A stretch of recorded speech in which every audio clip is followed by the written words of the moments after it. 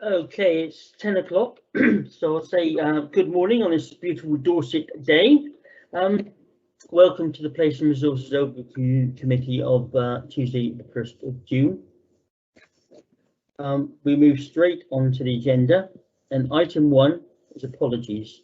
Do we have any apologies? Chairman, I've received no apologies for absence. Thank you, Lindsay. Item 2 is declarations of interest. Are there any declarations of interest under the code?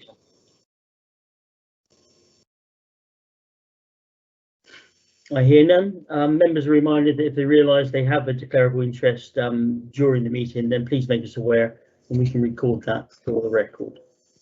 Item 3, Chairman's update. I've only got one small issue. At the annual meeting of Council on the 4th of May, it was agreed that all Council meetings that are not executive in nature will continue to be held virtually from the 7th of May until such times as social distancing requirements are removed, which is currently scheduled for the 21st of June. Where a decision is required, committee members will express a minded to decision in respect of recommendations set out in the officer's report. The decision is being taken under officer delegated authority in the light of the minded to decisions expressed by members in these virtual meetings. Recommendations to Cabinet will also be confirmed under the relevant officer delegated authority. Thank you. Right, item 4 is public participation. You'd be pleased to know on this sunny day that we have no questions or statements. Item 5 are questions from members, and again we have no questions or statements from members. Moving on to the agenda proper, item 6 is the immobilisation and removal of vehicles parked in contravention of on-street and off-street parking places. And basically, Dorset Council's aim is to undertake a fair and transparent approach to the removal of vehicles. I'm really pleased to see a paper which ties in our council priorities at point 2 on page 10, though it had been good to see the impact on climate change issues also acknowledged. There are references in the report with relevant links included, which is much better, much more interesting. Councillors can then research the background information if they are so minded to do. Right, we have the portfolio holders, Councillor Ray Bryan, the director is John Selgren, and the reporting officer is Jack Wiltshire. Jack, if you want to take off, please. Thank you, Chair. I'll just wait for the camera to come across.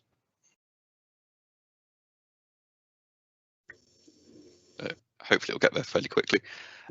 So thank you, Chair, and thank you, Committee, for inviting me to talk to you about the proposed policy for removing unlawfully parked vehicles.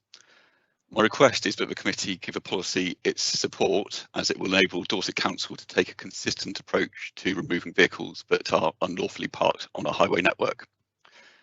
Removal of unlawfully parked vehicles by Dorset Council must be in accordance with the requirements of the Traffic Management Act and the other legislation that is outlined in this report. The legislation defines the circumstances in which highway authorities can remove vehicles, and it also sets maximum fees that we can charge people who return to collect their vehicles. Dorset Council has always been able to remove vehicles in line with existing legislation. However, this is not something we have enacted, as we have not had a policy in place to confirm removal of vehicles, and that's not been supported thus far by the portfolio holder, the Highways Travel Environment, or the Place and Resource Overview Committee. The scope of the report covers the removal of vehicles that are in contravention of traffic regulation orders in both on-street and off-street locations. The report does not cover removal of vehicles causing an obstruction where there is no prohibitive traffic regulation order in place. In such circumstances, it is only the police who can remove vehicles under the Road Traffic Regulation Act. Also out of scope is removal of abandoned vehicles. The primary need to enforce in line with this policy is that we've recently seen a significant rise in inappropriate parking that has created a safety risk. Two areas that have caused particular safety issues last year were the area around Durdledore and also at Ferry Road over at Studland. In both cases, people were parking on the road in such a way that caused an obstruction to other highway users and blue light services. We now have traffic regulation orders in place at these two locations, and with the approval of this report, we'll be able to remove vehicles that obstruct the highway. Thank you, Chair. Thank you, Jack.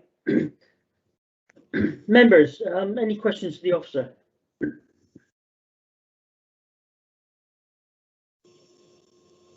I hear none. Jack, I suppose the only thing I'd question is whether we've got, I suppose, the capacity to remove vehicles across the Dorset Council area, because obviously there's a lot of resources required, and do we use third parties for that sort of thing? Chairman, there was an RTS from Roland Tarr in the list. Oh, thank you, Chair. Yeah, the Chair, I am monitoring that, but this was questions for the thing, and this was rather than I assumed that will be somebody wanting to speak on this matter. Okay, thanks. Thank you. Yes, Jack, if you just give us like a heads up on how we're going to manage the vehicles. Thank you, Councillor Turner. Yes, so although we call this towaway because I think it's naturally the what people refer to in terms of vehicles being removed, days are gone really of towing vehicles, because modern vehicles are quite difficult to literally tow. So now, if you're removing a vehicle, it literally has to be picked up and to be popped onto the back of a recovery vehicle. So that is something that third-party organisations need to provide for us, and we're working with 4 such organisations within Dorset, covering different geographical areas. So yes, but that's not, we don't have those specific recovery vehicles in-house. So we're working with third parties or the private sector in order to remove those vehicles, and we've set up contracts with 4 of those. Thank you, Jay. Right, first speaker is Councillor Tarr. Roland, are you there? Thank you very much. I just switched off because I wasn't quite sure when I was going to come on. The point, I think the report covers everything that it covers very well, and obviously needs to go ahead. But my point would be 2 things. One is that on the Weymouth Relief Road, you'll know that we get people just dumping cars. We don't know who they belong to. Every form of identification is wiped out. It doesn't seem to cover that sort of wrecked vehicle left in the middle of road type scenario. That's a minor point. My main point is that most councils in urban parts of Britain, London, for example, all on-street parking is treated as a source of income. And I've just been looking at the Royal Borough of Kensington. They make about £1 million a week, I think, from it. They spend £11 million on subsidising some of the other services which the council provides. And we have this vast influx of visitors. I'm not suggesting that local residents should be charged a lot more for parking on street, although obviously they would have to have permits, but they could be free if you like, or they could be an administrative charge. But the influx of visitors, they are not paying to park anywhere. We know what the problems, James Weld was talking about the problems at Lulworth this morning on the national radio. It is a national problem. And we are not really benefiting from the income which this could supply. It shouldn't be a cost to this council to deal with people who come and dump their cars here. It should be a source of income overall, with things like dumped cars being paid for from that income. Okay, well, your point is made. I do believe before this dear pandemic came along, we were looking at street parking, and I'm sure that's going to be reviewed, but we're going to stick now to the actual paper in front of us. So the next speaker is Andrew Starr. Chair, it's myself who put in there first. I think. No, go on then, let's far away. Yeah. Paragraph 12, associated costs in there. I'm a little bit concerned that we're publishing the costs in the policy, because should the third party hauliers change their costs, we, the council, could be out of pocket on that. And I would rather see some form of wording in there that allows us to adjust the costs in line with whatever our policy is. And if our policy is to make a percentage of profit from the removal of somebody's cars, then we can adjust accordingly. But by putting the costs documented into a policy, you've almost got to change the policy, update the policy to change the costs. Can the wording not be changed to leave us some flexibility, and perhaps the costings relevant at this time go in an appendix? Yeah, the question makes sense, Les. Jack? So Councillor Fry, when you say cost, are you saying the charge that we apply back to the owner of a vehicle? Yes, and when you look at it, you've got £40 for release of immobilised vehicle, and you've also got the £105 for vehicle removal. Well, if the hauliers then can't charge us £150 to remove that car in 18 months' time, their costs go up due to whatever reason, outside influences, we are then, the council, left out of pocket. And I would like to be able to adjust our costs in line with current trends. I think, Les, those costs are laid down by government, but I'm sure Jack will tell us. Yes, it's it's a source of frustration, which is also linked to the source of frustration that we can't charge more for penalty charge notices in the first instance where someone is just parking unlawfully. So we know that over the weekend we had, I think we issued just over 550 penalty charge notices. We're monitoring that at the moment. We expect the vast majority of those to just be paid in the next couple of days, which will mean that most of them will probably be charged about £25. If you pay it quickly, you get it at half price. Under statutory requirements, we can't charge more than that, and Councillor Flower has very hopefully raised that matter nationally. I hope it's something which gets picked up. The issue, or I suppose the incentive with towaways is it's a real inconvenience. If people are thinking, you know what, it's going to cost me £25 or £50 to park my car here for the day, unlawfully, if that's what my penalty charge notice is going to be, actually people are starting to factor it into a day out. What you don't factor into a day out is how difficult it's going to be for me to go to a place and recover a vehicle. But that's what we're hoping is probably going to be the biggest driver for saying people wouldn't want to park unlawfully. But again, we're capped at those fees. That £105 is the maximum we are allowed to charge for recovery. And you're quite right, it's unlikely that is in all circumstances going to be able to cover the costs of the recovery operation, and therefore a difference would have to be made up to supplement that. The reason we would want to remove vehicles primarily is if there's a safety concern. So we would only be looking to remove vehicles which cause an obstruction. Otherwise, we'd be looking to enforce the penalty charge notices. Thank you. Thank you, Chair. Chair, Matthew Powers wants to come in. The next councillor is Andrew Starr, but Matt Powers wants to come in, I think. Yeah, with Matthew before Andrew and Sherry. Matthew. So, good morning, Chair. Matthew Powers, Corporate Director for Highways on this occasion. Can I just reassure members that we are lobbying the Department of Transport over the level of fees? We know this is a concern not just for us, but throughout the Southwest and nationally, and we are engaged at the moment to try and make it more deterrent for the future. Yeah, thank you for that, Matthew. Next week is Councillor Starr. Andrew. Thank you, Chair. I was just wondering about the timescales involved in this. When someone is reported to be parked in the wrong place, how long will it take for the contractors to get there and take them away? Is there a quite high chance that they'll just purely come back and remove the cars themselves and without any deficit? Will they be locked, immobilised before the contractors come and take the car away? Thank you. So, thank you, Chair. Two parts there. The time question is really going to be dependent, I think, on the day and the amount of demand. So if we're having a busy bank holiday Monday again at the end of the summer, if it is in high 20s degrees or something along those lines, I expect it will be very busy and we will have demand to remove vehicles because people have parked in an inappropriate way, which caused an obstruction. That's where we can decide to be proactive if we wish. So we can have agreements with the with recovery companies to station a vehicle on that site for the day if we recognise that is potentially a hot spot. So in that instance, we'll be able to respond almost immediately. If it's more ad hoc, it's going to depend where in the county the vehicle is and in proximity to those recovery location or those recovery company locations. So that could, I accept, differ. I expect a vehicle parked by Castle or Lulworth would be quite a deterrent in itself, and it would stop a lot of this happening in the first place. Very good idea. Thank you. Okay. And I hadn't answered the second part, part about which, sorry, was the mobilisation. For us to recover a vehicle, we have to follow the national requirements on this. So the process would be that our civil enforcement officer would apply the penalty charge notice, and then that civil enforcement officer is required to stay with that vehicle until that vehicle is put onto the back of the lorry and removed. So we wouldn't lock it on site. We would take it to the recovery area.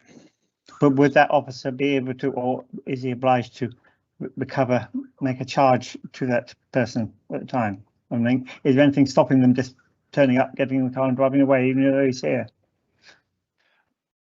But that would, yeah, I understand where you're coming from there. It would depend how we recover the vehicle. So the standard response that we would have would be that the vehicle would be recovered by a recovery company and they take it to their own compound. Then these recovery organisations have systems in place to take people's money. So you go along there with your credit card and you pay £105 plus your penalty charge notice or any storage fees, and at that point then the recovery company will release the vehicle back. Yes, but you say an officer will be with the car. To death at the moment. Let's we understand the charging regime. We're looking at what's on the document today. Okay, we know there's going to be issues with enforcement. I mean that's blatantly obvious. Chair, next Matthew Powers would like to come back in, please. You want to come in about the same issue, is it? Well, it's just a bit of context, if I may, Chair, is of why we're here today. And it's to do with actually the summer operational planning that we've got in place for the whole of Dorset Council area. So you are aware, Chair, that we are working with all of the agencies across Dorset, but this is how Dorset Council can actually deploy our resources. So this is specifically for enforcement on highways, but this sits along parking services and the work that we're doing with there. We've also got waste services, we've got regulatory services, and I think the point I want to make is that this is one part of a very large package that we're working very closely with the town councils, with private landowners, with the people who across the whole of the industry for this summer. I just wanted to make that point, if I may. Yeah, thank you, Matthew. I think it's still got to remember that once these policies are in place, the portfolio holder has the powers to actually make the minor tweaks, what we've been talking about this morning. Right, next one is Councillor Jesperson. Thank you, Mr. Chairman. I think couple of points. I am reassured with what Matt Piles has just said, because I'm reading this policy and it's reasonably sound, but I'm just wondering if it's robust enough to deal with the reality that we experienced last summer and we're anticipating experiencing this summer. So I think this committee would like to, I'm sure everyone would like to swap me and say what we want is policies that have enough heft to do the job, because this is a slightly new problem for Dorset. We would have August bank holidays that were a problem, but we haven't had the problems that we're experiencing now, and we do need to have policies that are robust enough. So I'm hoping that's what you've given yourselves here. In the context, as Matt said, of all the other policies. I would just like to go back to what Roland Tarr just said and say I hope we don't lose sight of the point that Councillor Tarr was making about the other kind of vehicle obstruction. I realise it's not what this policy is about, but can we make sure that that's not lost sight of, because that's equally cause obstructions and also upsets residents. Just in terms of the point that Les Fry made about the cost, could I just suggest that we could strip all of those costs out of the policy and put them in an appendix? Or, you know, we had the discussion, and I think that's actually what Councillor Brooks was referring to, that we were going to put our operating procedures in that kind of hung off the back of our policies. And this is and then otherwise, if you put your charges in your policy, when your charges change, as let's hope they will go up, you've got to bring the whole policy back. Whereas if you just put your charges in an appendix, we're not upgrading the policy. So that's just a small point of detail. And my third point is, this is excellent. This is all well and good, but it's only going to work if people know about it. And so can we make sure that we thought that through? It's all very well us knowing that they're going to get towed away, but the reality is that when they've driven all the way down from London or Birmingham, they're not then, and they can't find somewhere to park, they're not going to turn around and go to Birmingham again, go home to Birmingham again, are they? They're going to do the bad thing and abandon their vehicle. So we have to think through how we're going to make sure people know that this is going to happen when they get to Dorset, know that this is something new, and know about it before they leave home. And that's just a kind of general point. Thank you. Thank you, Sherry. There's an awful lot in that. I'm very much aware that I believe it must be our comms team have put out lots of stuff on social media. The Echo's handling this meeting today because of this issue, so that's been well advertised. I think enforcement has always been an issue in whatever council I've ever operated. Is, you know, if we had 50 wardens out there, there still wouldn't be enough on some days. So there is that issue. And there's one other point. What was it now? Oh, the amendments to policy is just to remind members that it's within the portfolio's gift to make minor amendments. So those sort of things can be done without the policy coming back to us. Okay, our next speaker is Councillor Ryan Hope. Yeah, thank you. Good morning, Chair. Thank you very much. I think the policy is quite good. I think it's very robust. My biggest concern around this policy, though, is when we're going to be using it and the fear of how much this is going to actually end up costing the council, as Councillor Fry said. So I'm wondering, obviously, Councillor Sherry Brooks has mentioned the operating procedure behind this, which I presume is going to clearly outline to our parking officers when we should be invoking this level of enforcement. Because what I wouldn't want us to do is go overboard and then we're towing away 4, 5, 6 cars a day and actually costing the council when they may be parked illegally but actually causing no road safety highway issues. So I'm just hoping that that sort of level of detail would be in the operating procedure to give our traffic enforcement officers clear direction on when this should be invoked. But I totally agree with the reason behind the policy. I think it's important to have this to protect us. You know, as Jack said, that we could have towed away previously, but no policy to support the decisions. So I think this is a good policy, and I obviously welcome it. And I think, as well as the insufficient, not insufficient, the occurrences we have with the additional parking on highways around some of our beauty spots that cause this issue, the other way this will come into use is when we apply TROs to resurface areas. And we've got quite a few areas in Weymouth at the moment that have got patches that were missed because residents didn't move their vehicles to allow the resurfacing to happen. So I'm hoping this policy will also be able to use in instances like that. Thank you, Ryan. Matthew's just put it up in the chat line, and for those visiting this meeting today, members of the public, we have a chat bar which members can see on the right hand side, and officers put in comments.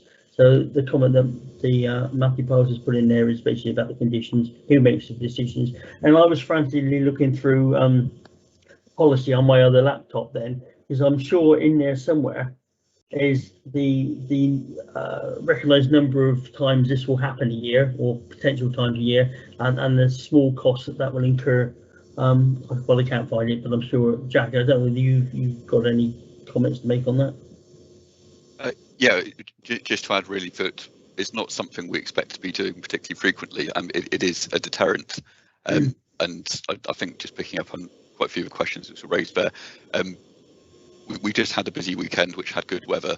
We have tow-away zones clearly labelled at Lulworth, Delledore, and over at Studland, and we've not had to have, or we've not got into the situation where people have physically blocked a road with cars, whereas last year we were seeing that. So it looks like the signage at the moment is already a very good deterrent, but it does need to have teeth behind it, otherwise that may not be continued. Yeah. Okay. Chair, Councillor Sue Cockings is next. Susan.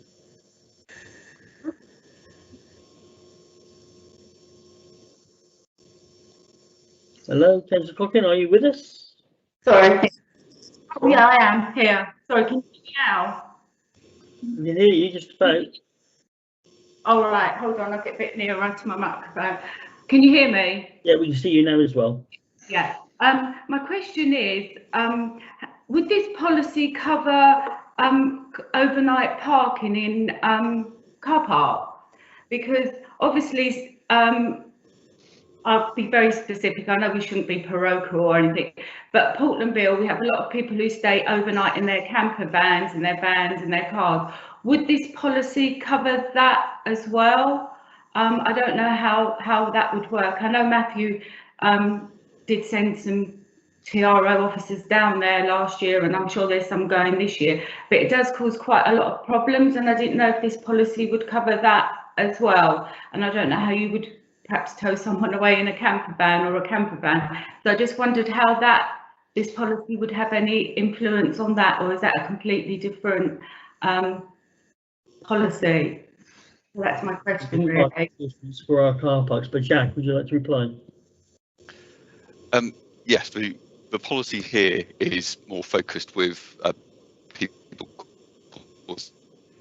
If there isn't a safety related issue, I think it's quite unlikely that we would probably tow under this policy. However, there are other systems in place for travellers and camping in inappropriate places, which might be where we would need to look.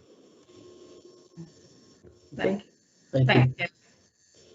Okay, that's all. Yeah, request to speak. I think we'll move to the recommendation now. Chair, I'm happy to propose the policy for adoption. Okay, thank you, Des. Have we got a seconder? I'm happy to second, Chair. Councillor Hope. Sorry, who was that? Was that Roland? Oh, Andrew, was it? Andrew Starr. Okay, thanks. Seconded. Just got to remember, this is our minded to committee recommendation as written. Members content with that? Are there anybody against? No, take that is given. At this point in time, after each recommendation, we're going to take our confirmed the minded to recommendation of the committee to the executive director of Place, John Selgren. John, are you content with that minded to decision? Chairman, thank you very much indeed. And I'm John Selgren, Executive Director for Place, and this report is brought in my name as Executive Director. So yes, Chairman, just to confirm that having heard the debate on this report this morning, that you are minded that the Place and Resources Overview Committee support the approach outlined to remove vehicles parked in contravention of on-street and off-street parking regulations, and I'd be minded to make that decision in accordance with the provisions that the Democratic Service Officers laid out at the start of the meeting. That's excellent, John. Thank you very much. We move on to item 7 on the agenda, which is the asset transfer policy.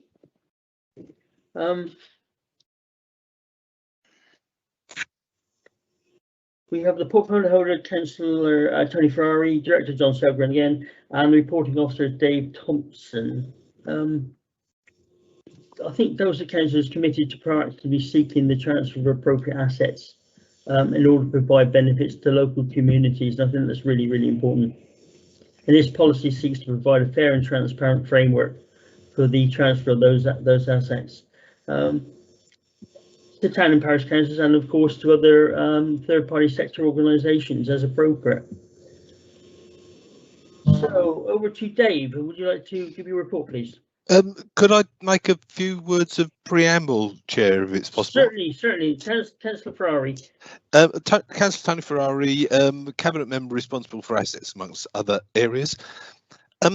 I'm not sure that we would have brought forward these policies if we had a steady state council, but these are policies that are effectively brought forward because of the formation of Dorset Council.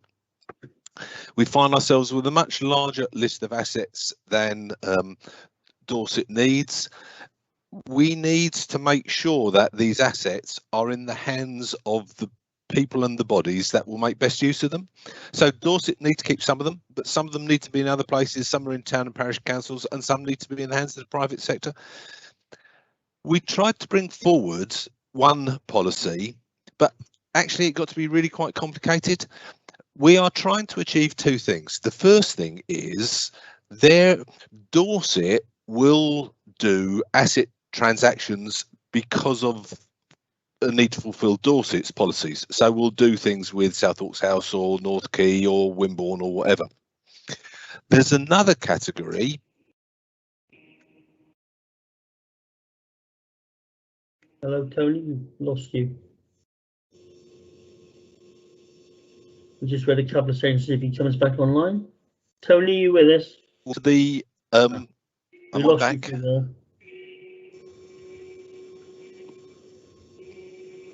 Am I back? Yeah, you're back now. Chair, am I there? Yes, can you hear me? I can hear you, Tony. I can now. Yeah, okay, I'm sorry about that. So we have a category of low value assets that we need to quickly and economically get into the hands of an appropriate body to use them. And they never get to the top of the priority list. So the purpose of the low value asset policy is that we can do transactions cheaply and quickly for both parties to get the assets into the right place. So there are a number of criteria that they have to fulfill, but the aim of the exercise is to get a large number of assets out really quickly. The second policy is for assets that the transfer is more complicated than that. It might be that the assets of significant value, it might be that there's a financial transaction associated with it, and they need to go through an appropriate process. Practically, what is going to happen is that there is an established backlog of assets that are already falling into this category. For a long time now, town and parish councils have come to us with proposals for various things. What this policy allows us to do is effectively prioritise, and so we can deliver the assets that deliver the most value for Dorset first, but people can see a process where we'll work through so that we will eventually get to all of the assets that need to be transferred. So the two strands of the policy are about how do we get low value assets out quickly into the hands of third party, and how do we deal with the larger value assets on an ongoing basis. So thank you for the opportunity to introduce it, and if I hand over to Dave now for the paper itself. Yeah. Dave, is there anything else you'd like to add? Yeah, so just as Councillor Ferrari said, I think it's important that actually that this policy sets a framework and an approach that actually is fully transparent in terms of the way that we adopt the policy. So that as we sort of said, is that previously that we haven't had any defined framework. And what this does is actually allows us to actually set the criteria, allow how we actually assess the organisations that might want to take over the assets. Actually takes us through a process that's a transparent process of how we actually assess organisations, assess the business case for determining how we transfer and when we transfer, and also actually sets out those assets in one of the appendices which are actually eligible for transfer as well. So what we've actually done within this policy is set that out, and there are three key tests that we would actually apply. One is the organisation test in terms of who the organisation is. Actually, have they got the capabilities for managing the assets? So in previous authorities where we've transferred assets to voluntary sector organisations, they actually haven't necessarily had the skills or the capabilities to look after the assets, and the assets have very quickly fallen into disrepair. So the organisation test is one. The second one is the property test, i.e. that you know, are there any restraints or are there any restrictions in terms of the transfer of the asset? And I think the third test is actually the value for money test, which is actually taking into account both the commercial nature of the transaction, but also the social value that we need to consider. So so basically you can see through this policy that those considerations actually run through it and effectively allow us then to make an assessment based on a set of criteria for the basis of any asset transfer. Thank you, Chair. Thank you, Dave.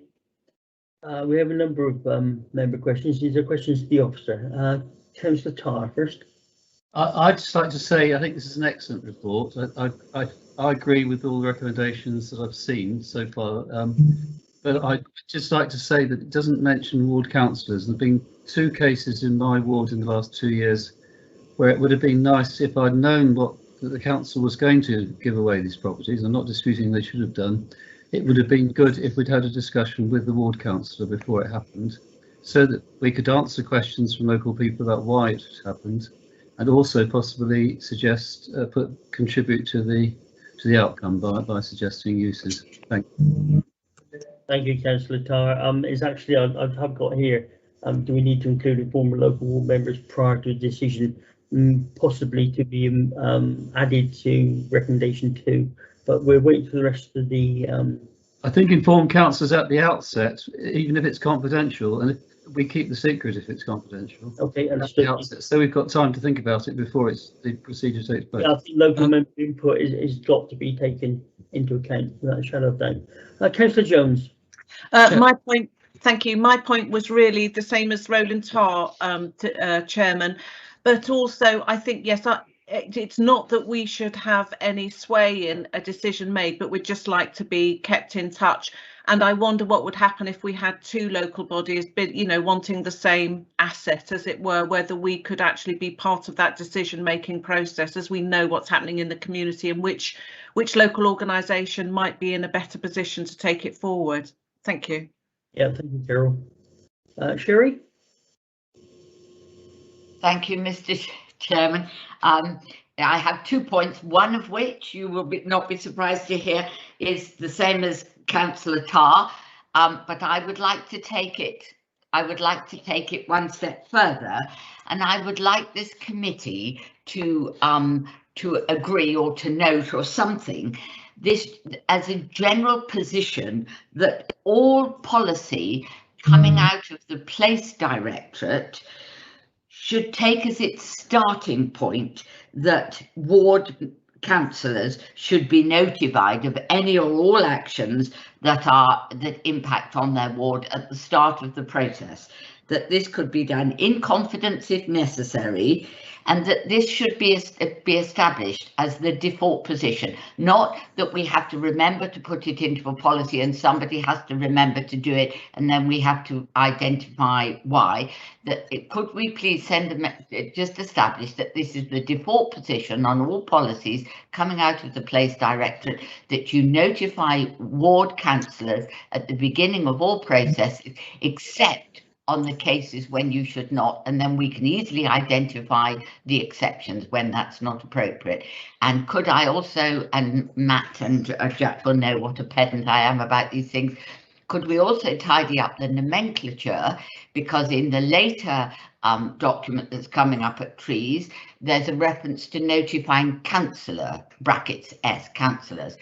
Doesn't say what kind of councillors. Could we agree then that going forward we will have ward councillors, town councillors and parish councillors as our nomenclature, so we know exactly who we're talking about? Because sometimes we're referred to as ward members, sometimes just members, sometimes just councillors. So ward members, ward councillors, parish councillors, town councillors, and every time the default position is that you notify your ward councillor unless you have a good reason not to. End of rant. If I would very much like this committee to support that view and send it forward to Place so that you do it every time. My question is, in paragraph 10.6,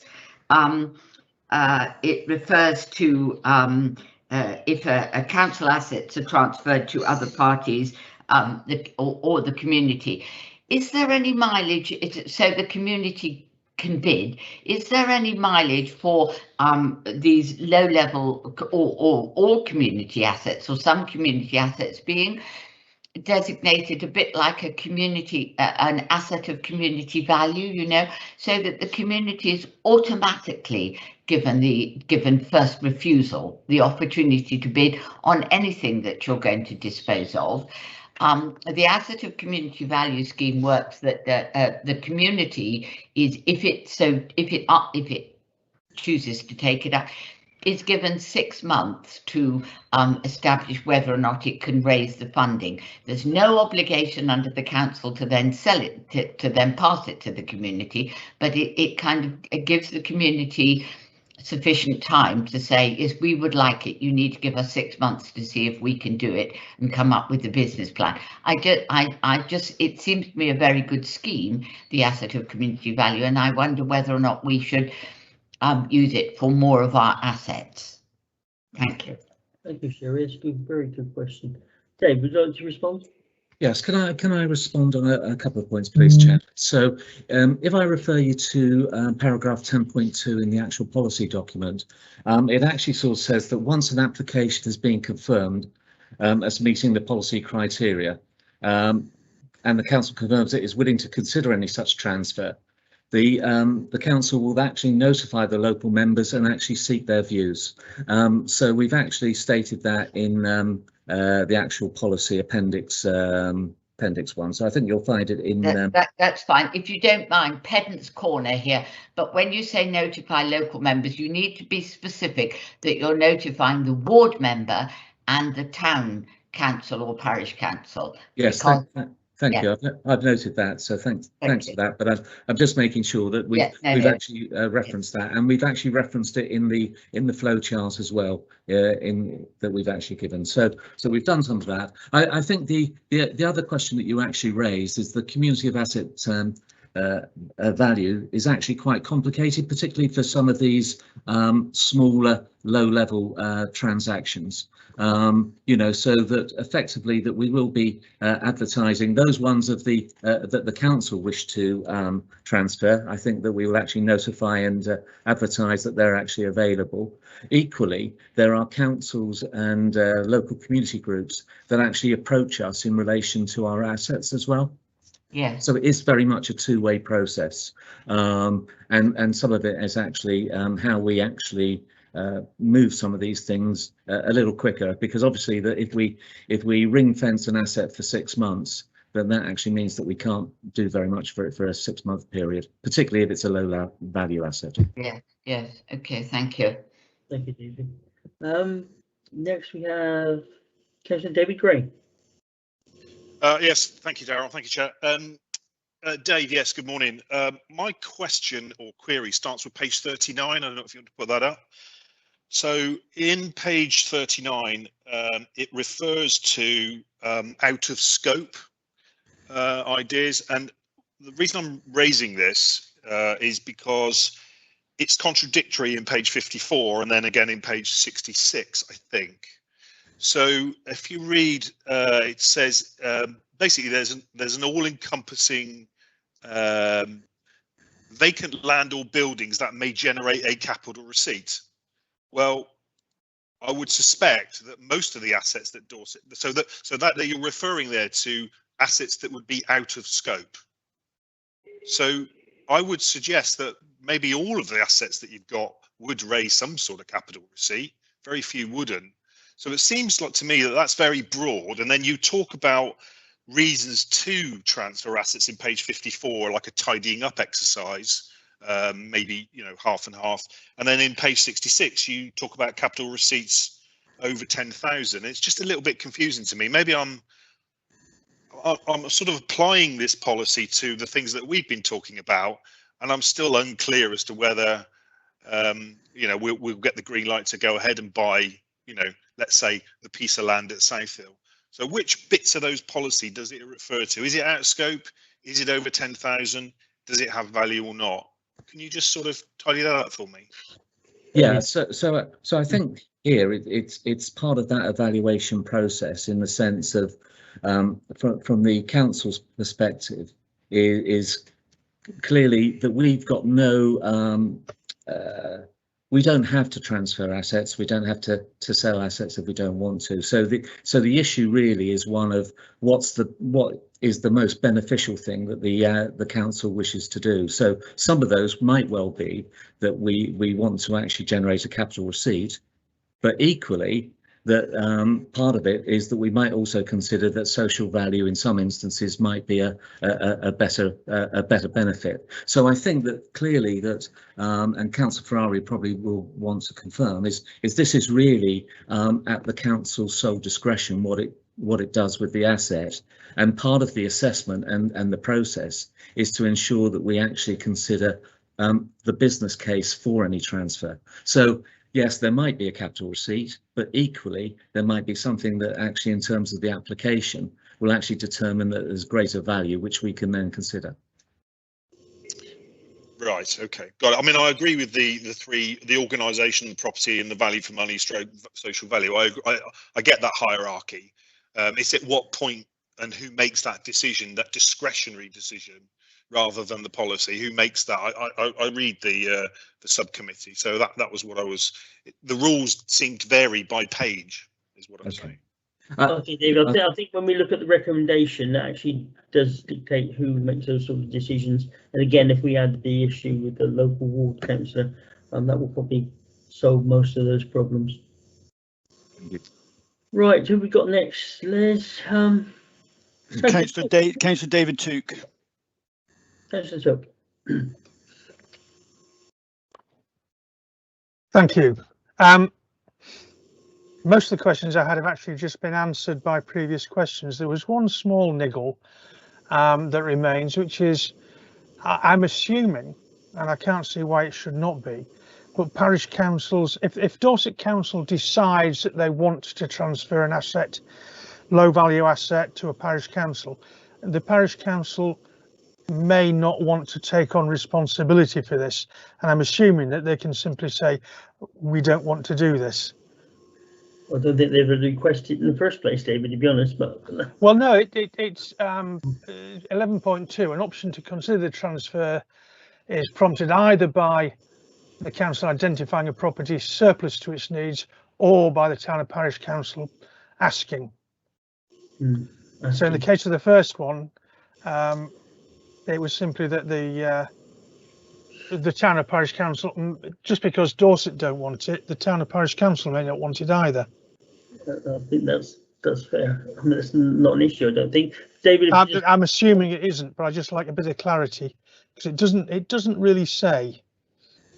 Well, I think it's common knowledge we have no powers to make the town or parish councils do much, to be honest. But Dave Thompson, would you like to comment? Yeah. So Councillor Took, you are correct in the sense that we cannot force that asset on a town and parish council. But equally, that obviously that what we then do with it as a result of that is then maybe a different strategy that we would then adopt. So, for example, you know, if perhaps a local council didn't want a particular building, and it was actually then effectively has a high cost associated with it. Ultimately, we then might then say, well, OK, we've got no use for that building. We don't want to bear the cost, so therefore we might demolish the building and actually return the land to a different use. Yeah, understood. But yeah. Thank you. Next. Thank you. Ryan Hope, Councillor Hope. Hello. Yeah, thank you very much, Chair. A few of my points again have already been raised, so I won't repeat them. The main one is to ensure that local members or ward members or councillors are obviously included.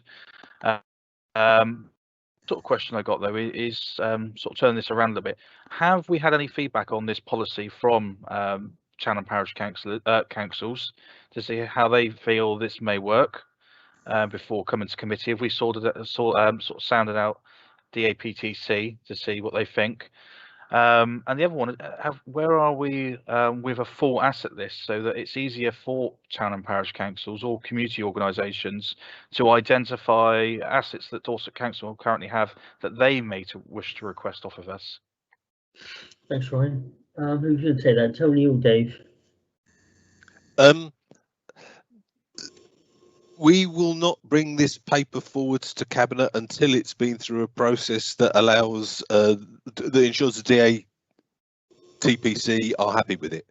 So the sequencing is we came to you first, we're going to go to them second once we've got what your comments and embedded those, and then we'll take it through a discussion with them before we bring it to Cabinet. So the aim of the exercise is to put in place a process that both sides want to operate. This isn't an enforce. This is how do we make this thing move smoothly, not with difficulty. I'm sorry, I've forgotten the second part. The asset list, Tony.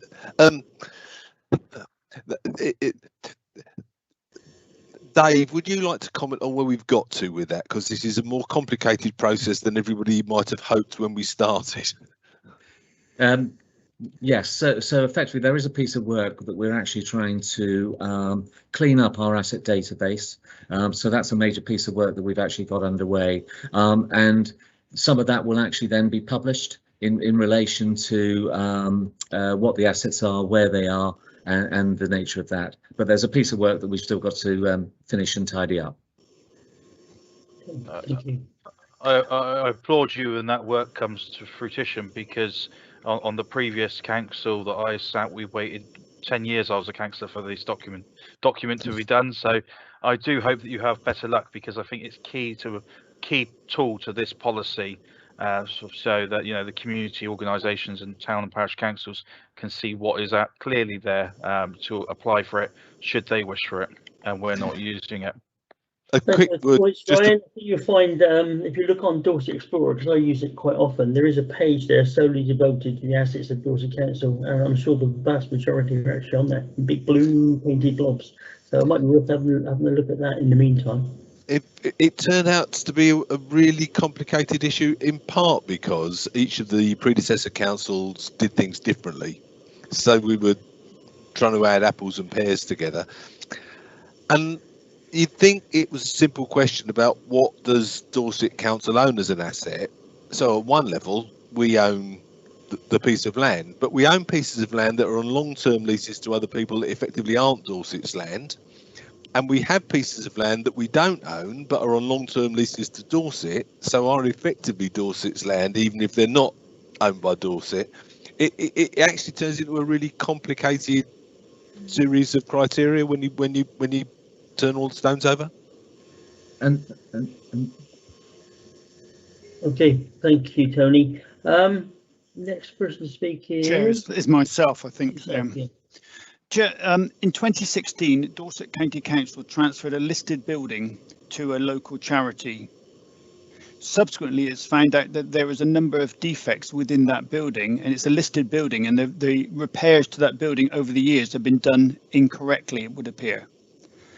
It's quite a sensitive issue to try and resolve those at a stage now, and there's discussions ongoing, but I would ask and ensure that adequate surveys and structural are taking place in all buildings, including listed buildings, because what Dorset Council doesn't want to do is to hand over a building with defects in and end up prosecuting others for defects which it's caused itself, if that all makes sense. Mm-hmm. So the question is around the surveys and structures. It does highlight the pitfalls when taking on an asset. I think town councils should be very aware that there may be future costs. I think it's within the paper as well.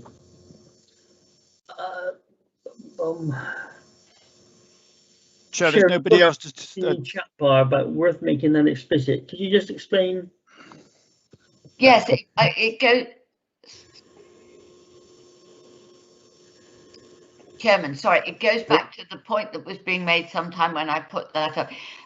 In terms of this document, when it goes out to parish, it's worth making explicit that there's no obligation on the part of town and parish councils or other community groups to take this asset. I know it's obvious to you, but it's not. It wouldn't hurt to put a sentence in there, because this has in the past been in the run up to this council, the shadow days, there did arise a lot of misunderstanding about the fact that Dorset Council was going to forcibly offload stuff onto, and we never intended to do any such thing, of course, but that misunderstanding is still out there. That's all I meant. It's worth just spelling out what would be the blindingly obvious to you. It might save you a lot of okay, email, Terry, really.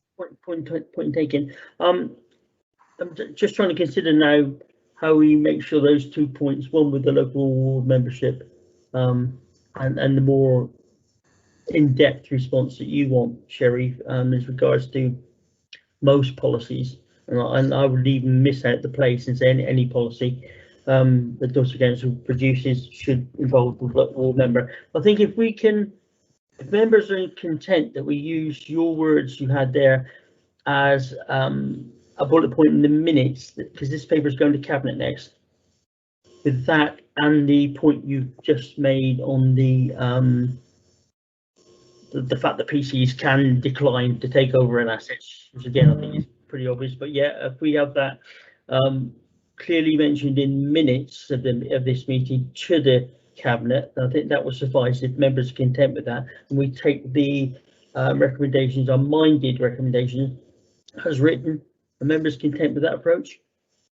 Yes, I'm very content with that, because all the relevant people are listening And so if it's in the minutes, they know that that's what we'd like them to do if possible. Thank you. Sure, that's excellent. And Lindsay, can you just confirm you captured those 2 main points? Yes, I have, Chairman. Thank you, Lindsay.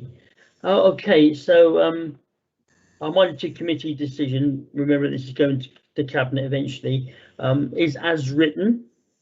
Is there anybody against that? Then we take that as read. And again, confirming the minded to recommendations of the committee is the Executive Director of Place, John Selgren. Thank you, Chairman. And as with the previous report, I've listened carefully to the debate that you've had on this particular paper, which has brought in my name to this committee this morning. And note that you are, as indeed I am, minded to agree the asset transfer policy relating to the transfer of council-owned property assets of both low and high value to town and parish councils, together with voluntary and community-based (brackets third sector) close brackets organisations, as attached to this report at appendices 1 and 2. And secondly, you delegate, or sorry, you are minded, as you are, as I am minded, to delegate to the portfolio holder for economic growth, assets and property, and the portfolio holder for customer services and communities, when acting in such agreement with each other, the authority for determining and approving all such transfers. And Chairman, in making those minded to decisions, I'd also note the discussion that's taken place this morning and your summary, that the points captured in the minutes of this meeting with regard to 1 or 2 minor textual amendments to the overall policy be duly noted. Thank you, Chairman. John, that is excellent. Thank you very much. Okay, moving on to agenda item 8, which is our street naming and numbering policy. Portfolio holder is Councillor Peter Wolf, who's the portfolio holder for corporate development and change. Director Aidan Dunn, who's actually absent from this meeting today, and the reporting officer is Emma Webb. And I believe, Peter, you want to give the report initially? I do, thank you, Chairman. Yeah, over to you then, thank you. Thank you. The officer responsible for it is James Aylward, who is in picture with the beard, so he can answer any. I'm waving. He can answer any technical questions. First of all, a piece of context. Well, first of all, thank you for inviting me. Secondly, a piece of context. For a variety of historical reasons, this falls within my bailiwick. It makes much more sense for it to be part of Councillor David Walsh's planning bailiwick, and I've discussed this at some length with Councillor Walsh, and he agreed and was happy that I take this forward because he's quite busy at the moment with various things to do with a local plan. It's not in the report, but it is my intention that after it has been gone through Cabinet, I will hand it over to David and he will then have it within the planning portfolio. I don't see that as a particular issue, but if anybody does have an issue with it, please let me know. If I can go on to do a bit of background related to this. Dorset Council does have responsibility for providing address updates via the local Land and Property Gazetteer to the National Land and Property Gazetteer, and this policy now establishes a single consistent approach for the whole of Dorset Council, harmonising what were 5 or 6 quite different procedures which actually cause significant issues with developers and with parish councils. Because developers said, why are you doing it this way, whereas you're not doing it that way? Because developers didn't recognise district boundaries, and parishes sometimes said, look, they've allowed it over there, why are we not allowed it? So this, at one level, this may seem a relatively trivial issue, but it's one that engenders a huge amount of debate and concern amongst parishes and developers. The technical issue that this policy confirms our compliance with the unique property reference number legislation. And again, I'll say something that may appear to be blindingly obvious, but the fact is those people who work with or are involved with the emergency services, and I know somebody on the Ambulance Trust board of another area, and he tells me that frequently ambulances are late on emergency calls because the address is unclear, because the name is not a number and the ambulance is not expected to know names of properties, which are sometimes changed without approval, whereas numbers, and I know Les Fry comments, I'm sure police have been the same, call to incidents where you know, done roaming is not clear, but one or a number is clear. And if it's a domestic abuse or some sort of burglary, it's actually really important that you get there quickly. So this does have some real sense of urgency that we have a single policy. Now, at the moment, the policy at its simplest, this policy says, can the developer and can the parish or town council, the responsible local democratic body, agree amongst themselves what the name might be? I would just add that there is very great difficulty in changing names, so it's important to get it right first time. If for any reason the developer doesn't engage and the parish doesn't engage, we can allocate an official address for emergency services purposes with no further consultation within 3 months of completion of the date. That happens, thankfully, very rarely.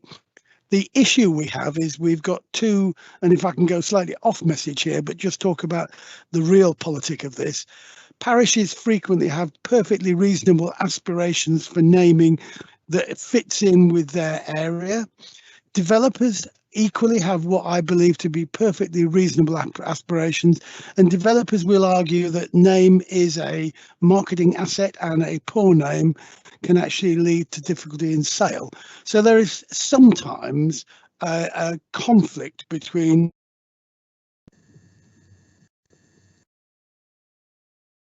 Lost you, Peter. Just give it a couple of seconds.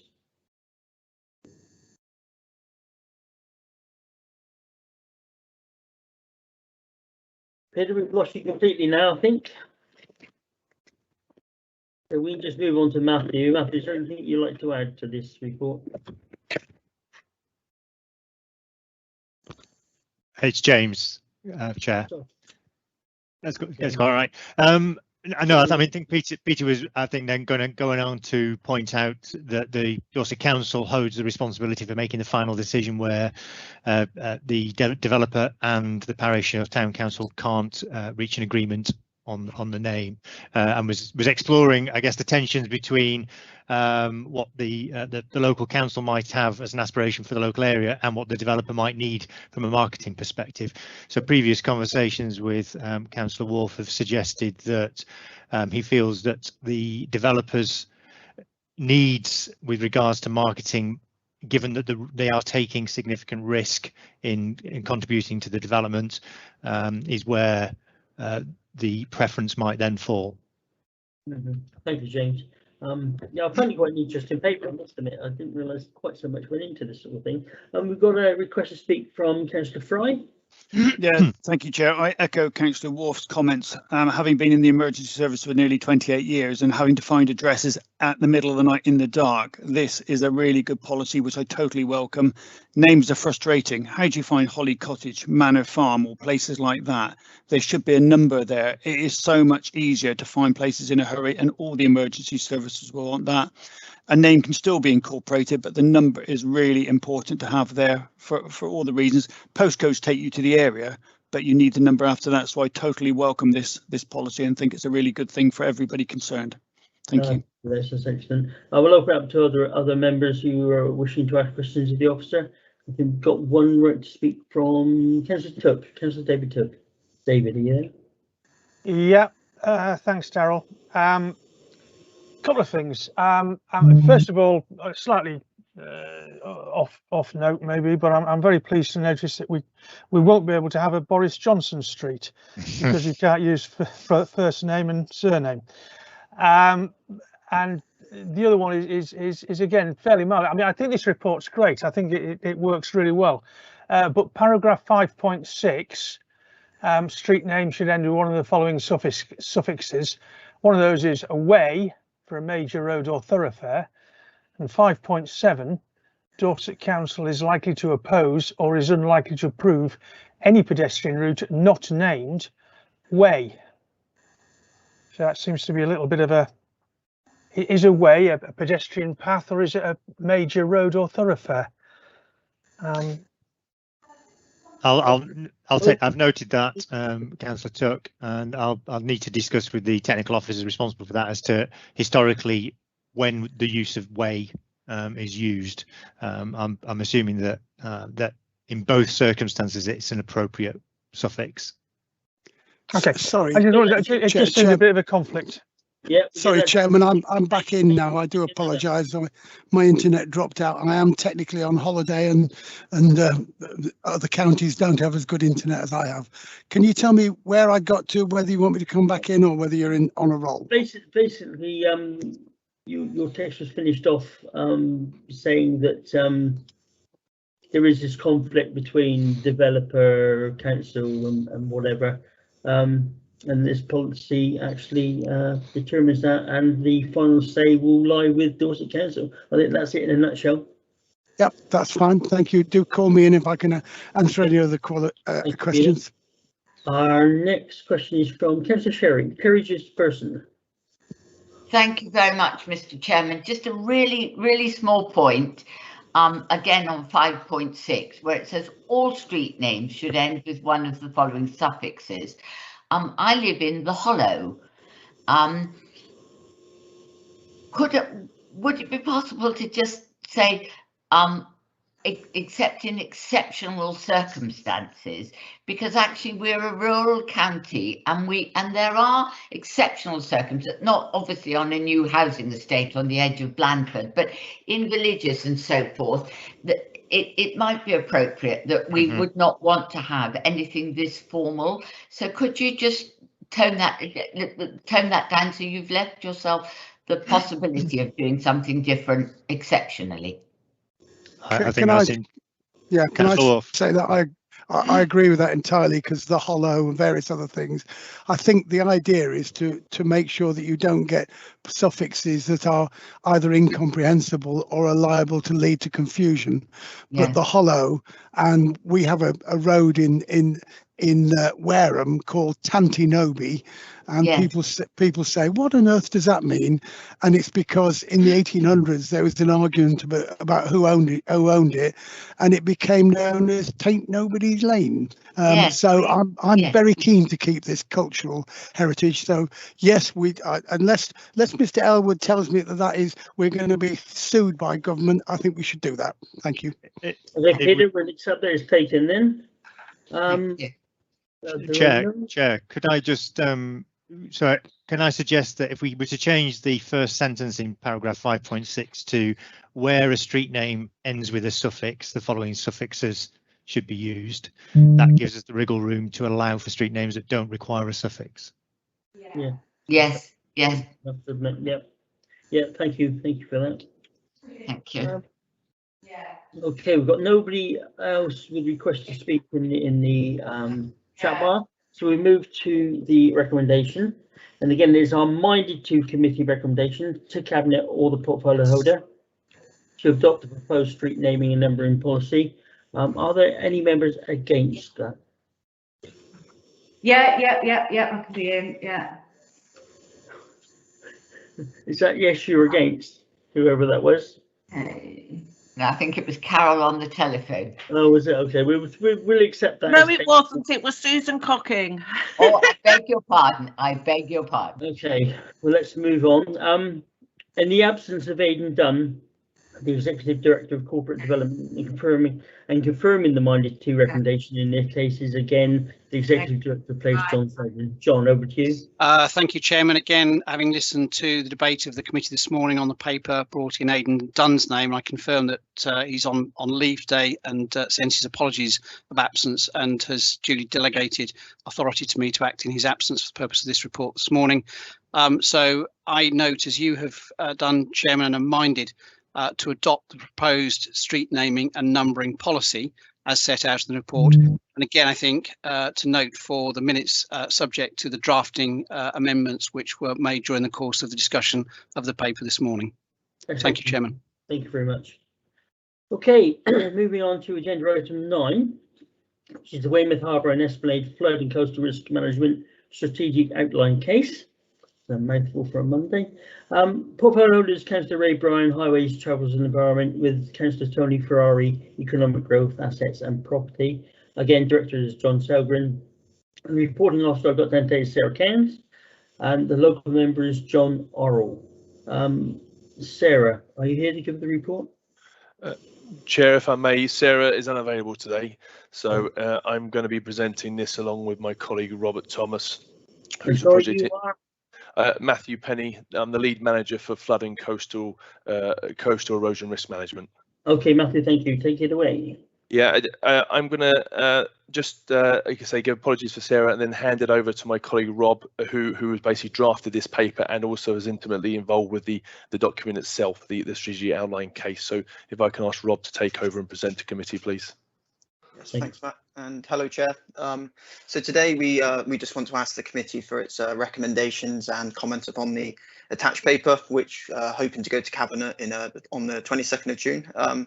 And we're hoping to ask Cabinet to allow us to submit the strategic outline case to the Environment Agency's large project review group, which reviews all projects over £10 million. We also want to ask Cabinet to authorise us to move to the OBC level, which is the next stage after the strategic outline case, so moving on to outline business case. And we also want to ask Cabinet to authorise the use of the funding of the outline business case via existing capital budget, which was approved in the capital programme recently approved. So just to give you a bit of background here on the project, so the strategy, which is the first document, and it's the overriding high-level document, was approved by Cabinet last October 2020, which then subsequently allowed us to and approved us to move to the strategic outline case, the SOC, which we'll put into for you today. And the strategic outline case just just looks into more detail of the 5 business cases, and then allows also the Environment Agency to see the detail and to see the numbers and to see that how much funding would need to be done and the actual how much benefit would be provided. So we're looking at here a 9-to-1 cost benefit ratio. So for every £1 spent, £9 worth of benefit. And at current cost and current levels is about £470 million of benefit to the local area of local Weymouth. This is for over the next 100 years if this scheme was allowed to go ahead. So we're looking to go to the OBC, which essentially puts more meat on the bone and costs significant more money, because we're looking into things like more detailed flood modelling, more detailed site investigations, etc., etc. So yeah, that's about it for me. Okay, thank you. I think it's probably, and correct me if I'm wrong, the outline business case has got a cost of around £1.6 million. I think that's correct. Yes, and yeah, £1.6 million. Yes. And I think the other points that I had down here was there are 400 businesses currently within the area directly affected by future flood risk. The jobs created, I think, were mentioned at about 1,000. So there's potential for a number of new jobs and fairly well-paid jobs in that area. I think that's all I had, really. You mentioned page 109, Weymouth, the FCRM scheme and the strategic outline case. That's where that sits. Page 110 sets out the initial costs, so they're all clearly there. 239 is risk register. Yeah, 241 tidal barrier report, and then 283 is the Weymouth Harbour and Esplanade flood risk coastal risk management strategy. So all the documents are there. Members hopefully should have read them prior to the meeting. So we'll open to members. Are there any questions?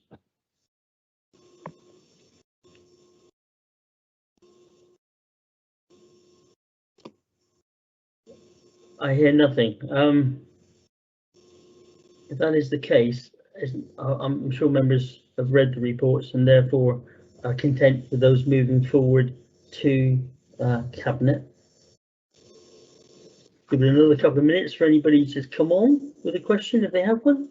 I think it's very clear. I mean, the paper is very clear. It highlights the next steps, and it highlights where the funding is coming from in this initial phase to outline business case. So if that's as we are, our minded to committee recommendation is that the Place and Resources Over Committee review the paper, which we have done, which is due to be considered by Cabinet on the 22nd of June. We add no comments. So are we content with that recommendation as written? Are there anybody against? No, I hear nobody. Again, confirming the minded to recommendation of the committee is our Executive Director of Place, John Zelgren. And over to you, John. Thank you, Chairman. And having heard your summing up, I confirm that I, as you and the committee, are minded to invite to review the paper and to recommend this report to Cabinet for consideration at its meeting on the 22nd of June 2021. Thank you, Chairman. Thank you, John. Okay, moving on to item 10 on the agenda, which is management of council-owned trees. Again, the holder is Councillor Ray Bryan, Director John Selgren, and the reporting officer is Matthew Reeks, who's the Coast and Green Space Service Manager. Matthew, over to you. Thank you, Chairman. Good morning, Matt Reeks, Service Manager for Coast and Green Space. Thank you for offering up this opportunity to consider this policy that we've brought before you.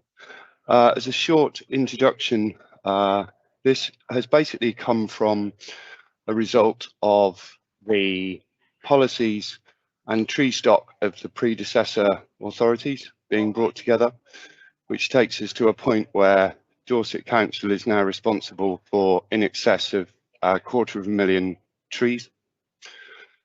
The policy is required to give officers a framework to work against and also cover Dorset Council in terms of its liabilities under a variety of pieces of legislation. It's further informed by the investigations into a fatality in 2019 caused by a falling tree. So this has been developed in conjunction with the Health and Safety Executive. Thank you, members. Thank you. Short and sweet. Yeah, I think members, you've got to remember, we've got something like 250,000 trees. That's the this area the council looks after. I think one of the things we need to remember is the costs of the council, as we're looking at an additional tree inspector, which is carried out at a cost of £40,000 per annum, and that cost will be considered as part of the 22-23 budget, and the post will represent an unfunded cost pressure until that time. Appendix A is the actual highways tree management policy. Page 327 mentions tree replacements, and page 327 talks about the council will also work with other interested parties to support the planting of trees throughout the county. So you've got to remember this is a highways policy about the highways type trees. There's also a link on page 334 to the tree planting leaflet. So I found it quite useful and could be useful to other of your local authorities. Are there any questions for members? In fact, we've got Councillor Bryan. Councillor Bryan. Ray, are you there? I certainly am. Thank you, Chairman. I'd just like to put my 10 pennyworth in. Unfortunately, I lost the last agenda item, but this actually gives me the opportunity to say to people, a lot of the things we're now considering have a dramatic effect on the way we deal with climate change. As everybody's aware, we declared a climate and ecological emergency some 2 years ago. The strategy is waiting to go to full council, which goes in a few weeks time. But this again is part and parcel of what we need to do going forward. This looks after the existing trees, but I'm very keen that we work towards a tree planting process, and that's something that I'm working on with officers. And obviously it will be worked on with property, because if you look at the property and assets paper, there is land there that we may be able to use. The paper that's in front of you on trees, I think it has been very well written, but I would do. It's got my name on it. I'm biased, but I do hope that members have had chance to read it, because it is such an important part of the future as we start to look at ways in which we can deal with the pending climate issues. As I say, I was hoping to speak on the previous item, but I didn't get a chance, so I just mentioned it this time, that everything we've discussed today has an effect on climate, and I think it's very important that we keep focused on that. Thank you, Chairman. Yeah, thank you, Ray. I think it's important in the paper that it does talk about whenever a tree has to be felled, and there are many reasons that's quite a reasonable thing to do. that we will plant 2 trees, at the least 2 trees, which is really important. I think, as you said, I think it's on, I made a note somewhere, on page 327, it just states the policy does not cover the planting of additional trees for landscape, ecological, climate purposes, that these are covered by the climate and ecological emergency strategy and action plan, which, as you said, should be ratified shortly. So that's we are looking at highways in this case, but it all ties together, which is really nice to see. Are there anybody wishing to ask questions to Oscar? Yes, Mr. Chairman, I have a RTS in. Sherry, I can't. Thank you. Oh, Thank you. Yes. Yeah. Thank you. Thanks, Mr. Chairman. Yes, thank you for the sight of this policy, which is extremely interesting. And yes, Ray, I have read it twice.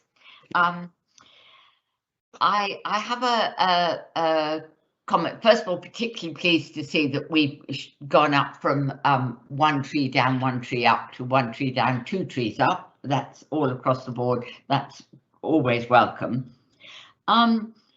In paragraph 2.6.1 under tree pruning, you mention not including the reasons that you don't prune trees includes when they're hitting telephone lines.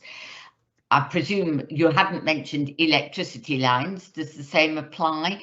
And so I have 2 questions about that. If we don't cut down our trees when they're about to hit the telephone lines or electricity lines, who does? And if so, could we make that explicit? Because just in there, it in among all the rest, which is minor inconvenience, you have that one. So I think that needs a little explaining as to why that's in that list.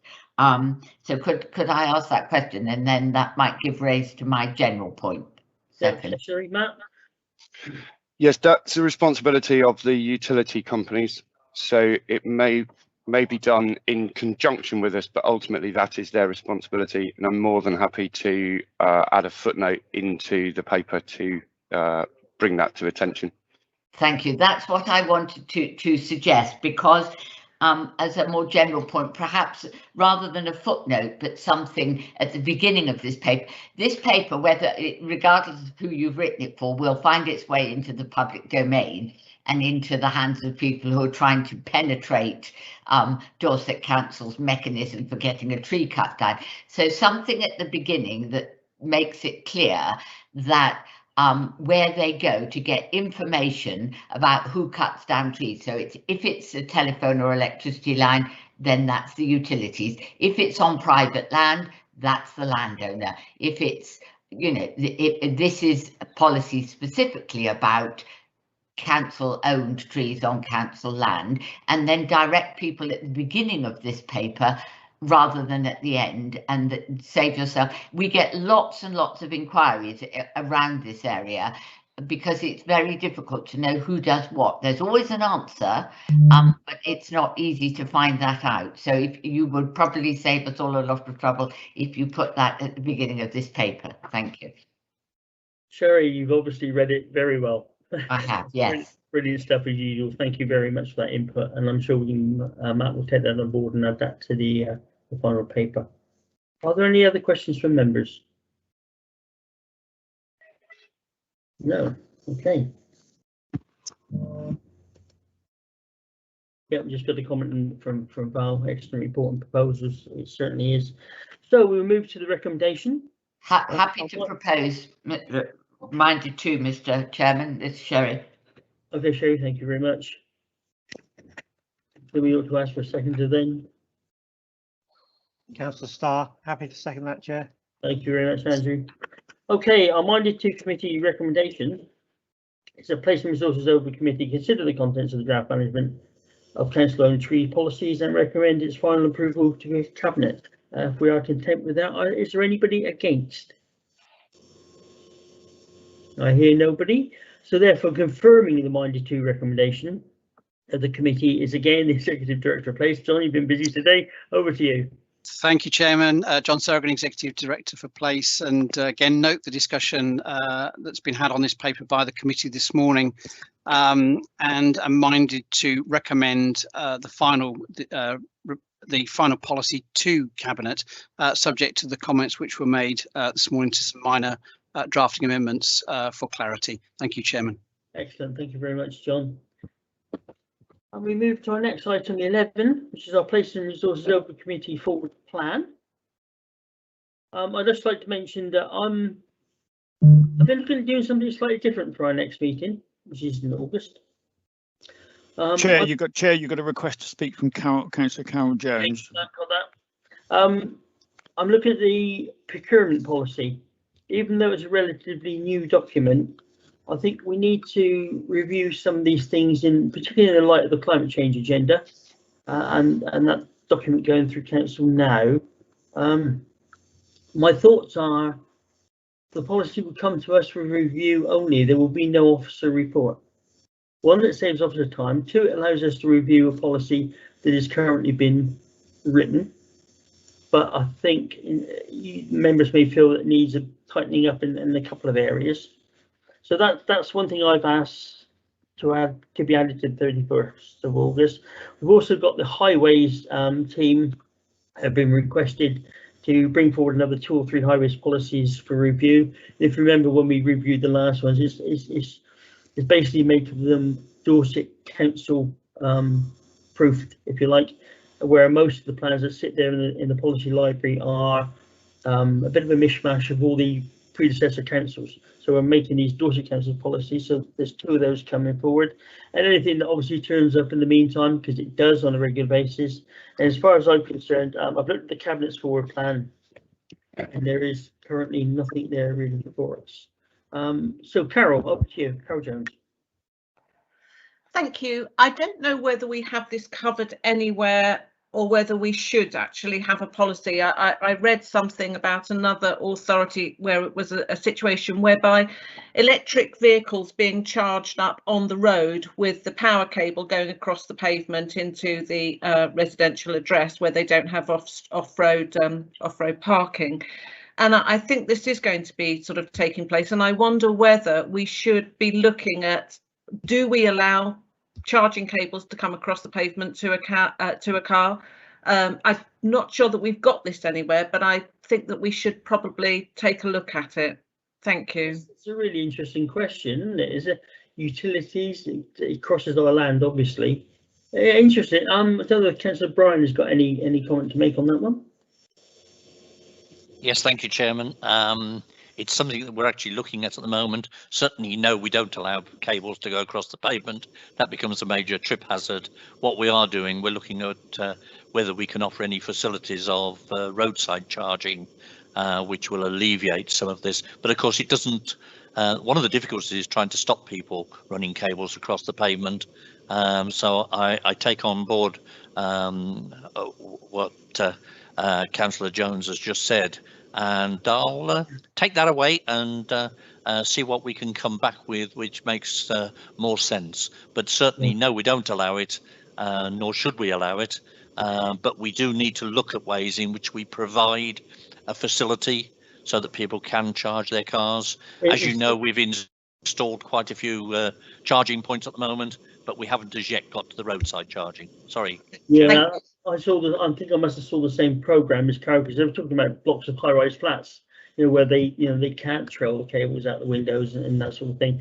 So it is a problem that's going to hopefully increase with people buying electric cars. So, but I don't think it's a policy in its own right, and it will probably come somewhere in your climate change paper, I would imagine, or highways paper somewhere when we look, maybe even the procurement one, which I mentioned earlier. Because obviously we need to be charging our own vehicles, some of which are not kept in depots. So yeah, one for future. And if you could look at that, Ray, and then come back to us, whether we need to actually add it as a policy update or something to our future agendas, that would be really good. Yeah, absolutely. Are there any other members who speak about the overview committee forward plan? As I said, members are more than welcome to bring forward ideas outside of this meeting. There's a little scoping document we use to actually go through the idea and make sure it's valid for committee. So you can come forward with those ideas anytime you'd like, and I'll be most grateful if you do. So that's the Overview Committee for a plan taken care of. We move on to item 12, which is urgent items, and you'd be pleased with the sunshine coming out, and of course with the flag behind me you all realise it's Dorset Day, and it's a lovely sunny Dorset day. We have no urgent items. Item 13 is exempt business, and again we have no exempt business. So the only final thing to do is close the meeting at 11:30 hours, and thank you for your attendance. Thank you. Bye. Thank you.